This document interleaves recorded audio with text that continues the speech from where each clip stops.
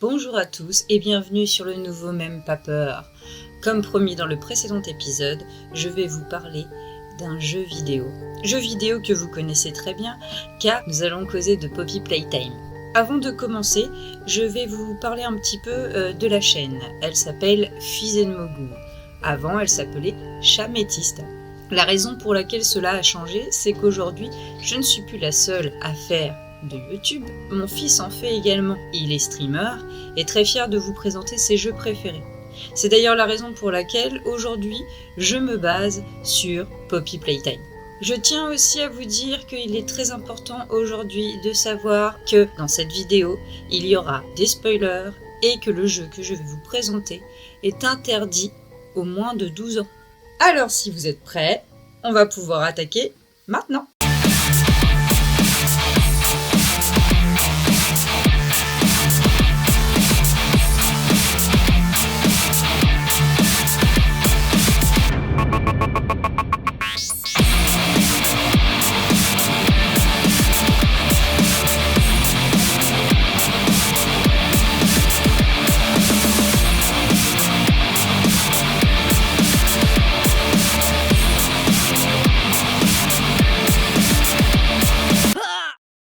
Poppy Playtime est un jeu vidéo indé de type survival horror, développé et publié par le développeur américain Mob Entertainment. L'idée de Poppy Playtime a été imaginée à l'origine par le directeur du jeu Isaac, déclarant que les gens appelaient la plupart des jeux indépendants Walking Simulator, donnant à Mob Games l'idée de créer quelque chose avec un gameplay qui ne semble pas si banal, tout en restant excitant, terrifiant et unique. En 2021, sort sur Steam un premier chapitre qui fera son succès grâce à son personnage Huggy Wuggy. Salut Huggy, ça va? En effet, cette grande peluche bleue aux longues dents, que l'on trouvera en vente directe sur tous les marchés de France, rencontrera très rapidement un grand succès auprès des jeunes enfants du monde entier, créant la polémique. Pourtant, annoncé Peggy 12 sur le PlayStation Store, Peggy 16 chez Nintendo, et recommandé à partir de 8 ans par le développeur, ce jeu est loin d'être adapté aux jeunes.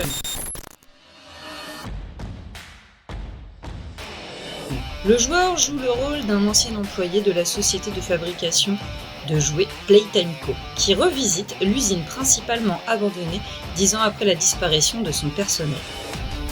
À travers une perspective, à la première personne, le joueur doit résoudre des énigmes, la plupart nécessitant un gadget nommé le Grab Pack, un sac à dos équipé de 2 mains en plastique de différentes couleurs, permettant de progresser tout en évitant divers ennemis.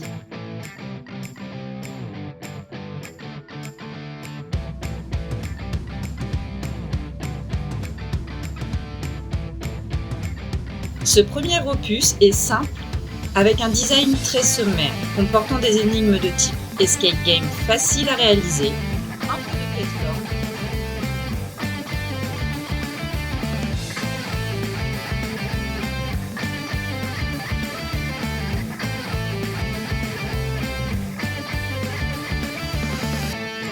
et se finissant sur une course-poursuite fulgurante afin d'échapper à Huggy Wuggy. Ce chapitre est court mais intense.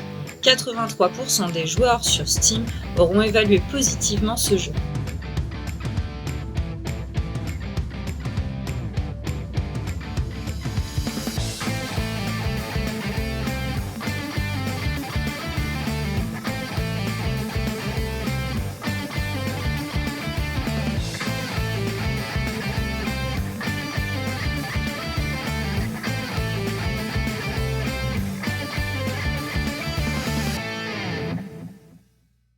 En mai 2022 sort un second chapitre, mettant en avant de nouveaux personnages tout aussi prisés, tels que Mummy Longlegs, Peggy Pugs, Kissy Missy et même Poppy elle-même.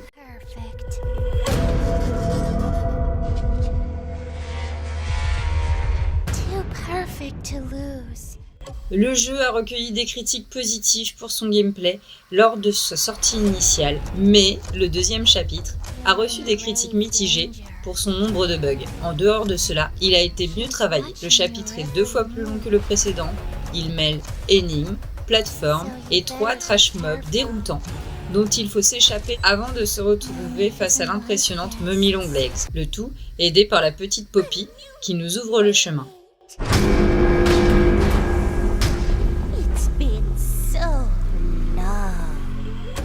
C'est en décembre de cette même année que sort Project Playtime, un spin-off en multijoueur qui nous donnera l'opportunité de découvrir encore de nouveaux monstres, ce qui permettra à la licence de garder le jeune public dans leur poche avec une nouvelle tripotée de bestioles flippantes. Mais aussi à motiver les plus vieux en leur permettant de devenir eux-mêmes le buzz du jeu d'origine et de poursuivre les autres. Et c'est en février 2024 que sortira enfin le chapitre 3 tant attendu avec le grand vilain Catnap. Ce nouvel épisode propose une meilleure variété de jumpscares et de poursuites, en plus des habituels monstres animatroniques qui vous poursuivent. Il est clairement plus complexe et plus ardu que les deux précédents. Il présente également des symboles effrayants, des cris soudains, des échos. Il y a beaucoup de nouveaux contenus. En plus de nouveaux emplacements, plus grand, votre grab-pack est maintenant doté de nouvelles améliorations. Et il y a un nouveau monstre principal qui vous poursuit.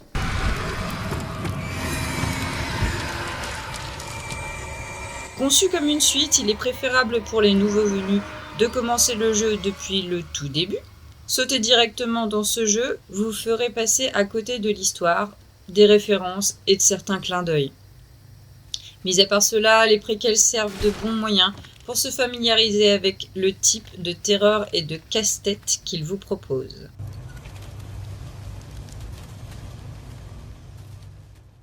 Et voilà, nous avons enfin terminé avec Poppy Playtime. Donc au final, des débuts assez simples, qui d'ailleurs sont ouverts en partie aux jeunes, car mon fils est capable de faire le premier du début jusqu'à la fin. Pas trop effrayant pour finir sur un opus très fort, car le méchant Catnap est assez impressionnant et pas aussi rigolo qu'Oogie Woogie.